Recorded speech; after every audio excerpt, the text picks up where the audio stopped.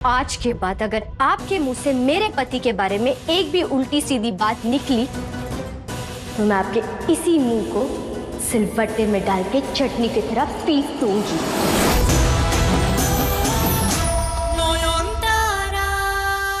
वाह नयन वाह, तुम हमारे ऊपर उंगली उठा रहे।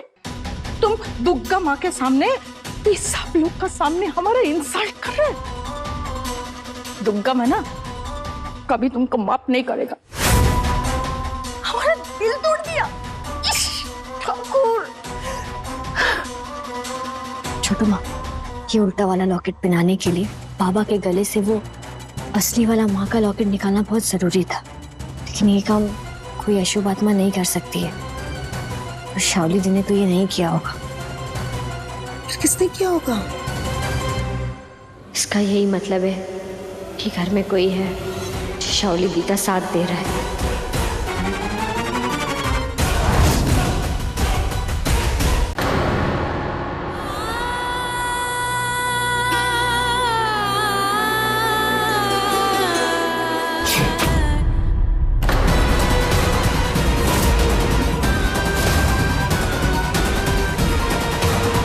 ये कैसा अपशगुन है? अचानक कुछ कैसे गया? ऋषि मुनि का अचानक से गायब हो जाना और चुपके पीछे वाले रास्ते से चले जाना, और फिर किसी को बिना बताए खुद अस्पताल जाके भर्ती हो जाना। ये बार बार मेरी शक की सुई ऋषि मुनि पर ही आकर क्यों रुक रही है? ये पेट दर्द, रात को डॉक्टर बाबू को अस्पताल बुलाना, ये सभी उन्हीं की चाल तो नहीं है? हे भगवान, मेरा दिल कह रहा है कि डॉक्टर बाबू खतरे में है, मुझे जाना ही होगा। हेलो विनोद काका, गाड़ी निकालिए, मुझे अभी डॉक्टर बाबू के अस्पताल जाना है।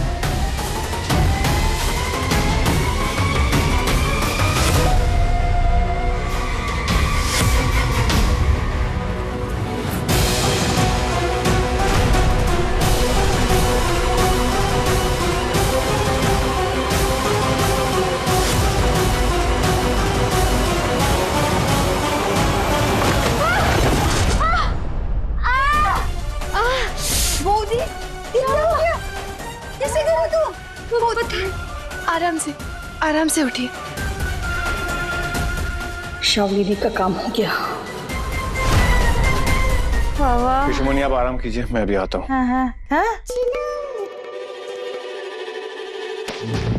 हे शुजो, क्या हुआ? तबीयत खराब लग रही है? थोड़ी देर बैठ जा, आराम लगेगा। नहीं, अचानक ऐसा लगा कि चक्कर आ गया।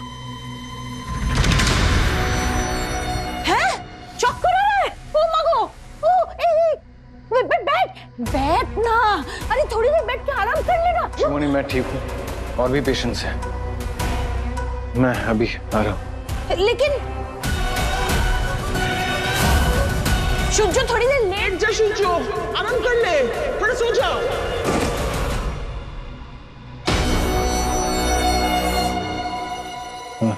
शुजो सो गया। शुजो आंखें नहीं खोल पा रहा। शुजो, ऐ शुजो, सो गया क्या हो रहा है मुझे? हाँ। शुजो, तो बस बेटा 5 मिनट सो जा, हम 5 मिनट बाद तुझे उठा देगा। आराम कर। अब बचा लो अपने पति को ना, मैं भी देखती हूँ अब तुम इसे मेरे चाकू से कैसे निकालती हो। ये तो तेल है, और सीढ़ियों में भी तेल था। तेल गिराया किसने? तेल किसने गिराया ये बताना थोड़ा मुश्किल है, और किसके कहने पर तेल गिराया गया ये मैं बता सकती हूँ। किसके? उसी ने जो चाहती है कि मैं डॉक्टर बाबू के पास ना जाऊं। किसकी बात कर रही हो बोधी? शावली दी घर से गायब है, और ऋषि मुनि भी तो घर से गायब है। ऋषि मुनि छुप छुप के पीछे वाले रास्ते से बाहर चली गई, बिना किसी को बताए अस्पताल में जाके भर्ती हो गई। क्या? अस्पताल में भर्ती हो गई? हाँ, डॉक्टर बाबू ने खुद मुझे बताया। आप लोगों को इसमें कोई साजिश नजर नहीं आ रही? हाँ, थोड़ा अजीब तो लग रहा है, पर ऋषि मुनि पे शक तो पहले था, तो यकीन में बदलते जा रहा है। शायद शिमुनी इस खेल में शाओली दी का साथ दे रही है और यही साबित करने के लिए मुझे अस्पताल जाना होगा। अरे तुम कैसे जाओगी अस्पताल नॉयन? पैर में मोच आ रखा है। अस्त्र पूजा की सारी जिम्मेदारी तुमने ले रखी है। पूजा ऐसे आधा अधूरा छोड़कर नहीं जा सकते नॉयन। यही तो शाओली दी की चाल थी। वो ये बात जानती थी कि मैं पूजा के नियमों से बंधी हूँ और इस वक्त मैं घर छोड़कर कहीं नहीं जा सकती। इसलिए उन्होंने आज रात चुना ताकि वो डॉक्टर बाबू को पूरी तरह से अपने वश में कर ले। नॉयन, जो भी करना है शाओली को रोकना है, आज रात घर में रहकर ही करना होगा। घर पे रह के कैसे उन्हें रोक पाऊंगी छोटू माँ?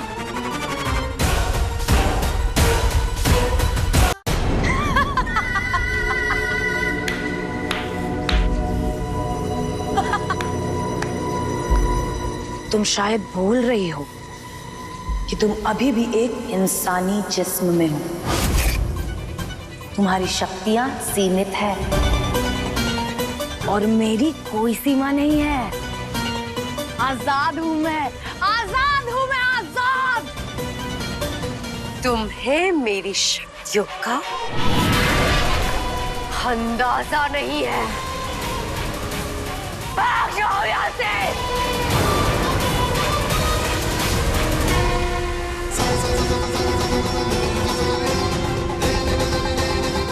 हे जगत जननी माँ दुर्गा, आज मैं आपके इस दिव्य अस्त्र की पूजा कर रही हूँ। इस अस्त्र में इतनी शक्ति भर दीजिए माँ कि मेरे जीवन के असुर का काल बन जाए। ये ट्रेलर दिखाकर डराने की क्या कोशिश कर रही हो? ये आधे शरीर से निकलकर छाप क्या रही हो? हिम्मत है तो पूरी तरीके से बाहर आओ ना। अपनी पूरी शक्ति इस्तेमाल करने के लिए तुम्हें पूरी तरीके से इस शरीर से बाहर निकलना पड़ेगा। तो खुद से इंतजार कर रही हूँ कि कब तुम इस शरीर से बाहर निकलो और मैं इस पर कब्जा करूं। तुम्हें पता है ना, ये शरीर एक कुर्सी की तरह होता है। कोई एक ही बैठ सकता है इसके ऊपर। तुम उठोगी और मैं इस पर कब्जा जमा लूंगी। ये जो भी बोल रही है सही बोल रही है।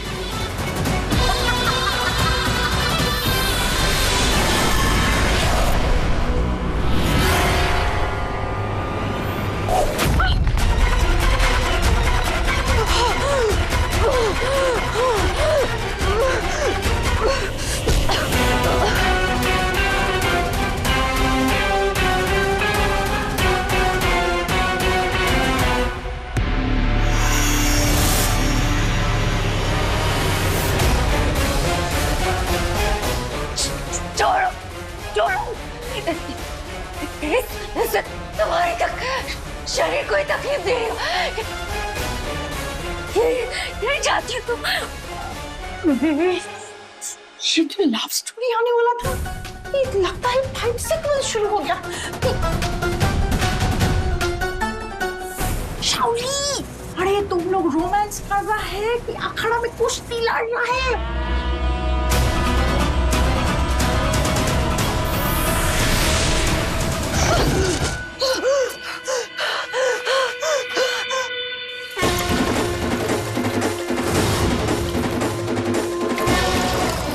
जब भी वो अधर्म के रास्ते पर एक भी कदम बढ़ाए तो आपके इस अस्त्र का तेज उसे जलाकर राख कर दे।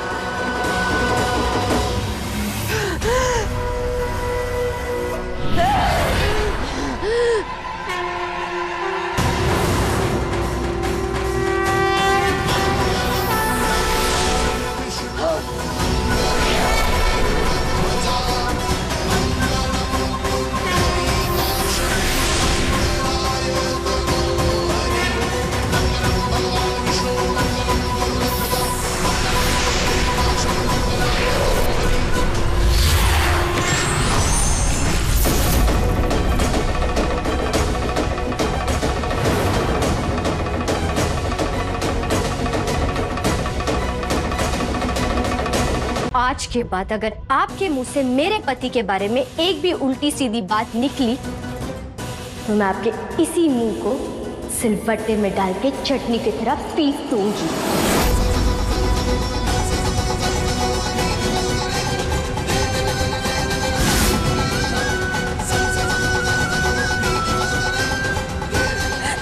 शाबाश जो वाह, क्या मेरी इतनी बेइज्जती हो रही है और तुम चुपचाप सर झुकाए बैठे हो।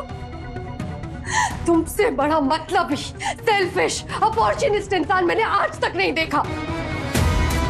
जब जरूरत पड़ी तो इस्तेमाल किया, फिर चाय में से मक्खी की तरह निकाल के फेंक दिया। कल रात को जब मुझ पे प्यार जता रहे थे तब तो बार बार कह रहे थे कि मैं नौन को छोड़ दूंगा और तुमसे शादी कर दूंगा, और आज तुम सबके साथ फिर वही नाटक। शाओली थी, मेरे सब्र का बांध टूट रहा है। एक आखिरी बार चेतावनी दे रही हूँ, मेरे पति के बारे में एक और गलत लफ्ज और फिर मैं अपनी हद भूल जाऊंगी। नाटक नहीं है ये, बहुत दयालु बनती हो ना। मैंने सुना है भूत प्रेत आत्माओं के लिए भी तुम्हारा दिल रोता है। तो एक औरत होकर दूसरी औरत की बात क्यों नहीं समझ रही? क्यों नहीं मान लेती कि कल रात सूर्यो ने मेरा इस्तेमाल किया है? झूठ बोल रही हैं आप। ये बात सिर्फ मैं नहीं, इस कमरे में मौजूद हर कोई जानता है।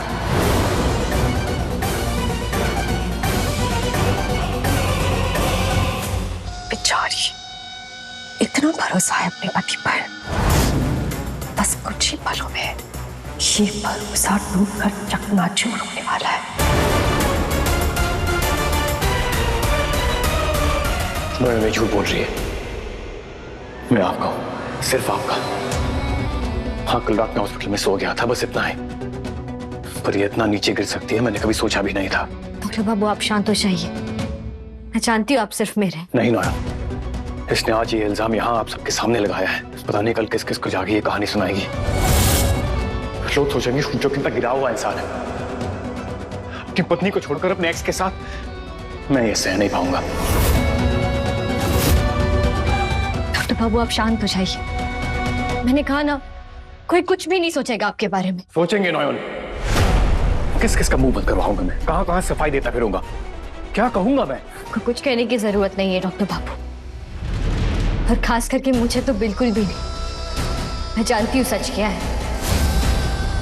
आप इस औरत की बातों में आकर कमजोर मत पड़िए। इससे कैसे निपटना है ये मैं अच्छे से जानती हूँ। कमजोर तो ये कल रात को ही पड़ गया था, जब मुझे सामने देख के खुद को कंट्रोल नहीं कर पाया। शादी मैं सच कह रही हूँ और इसका सबूत है मेरे पास।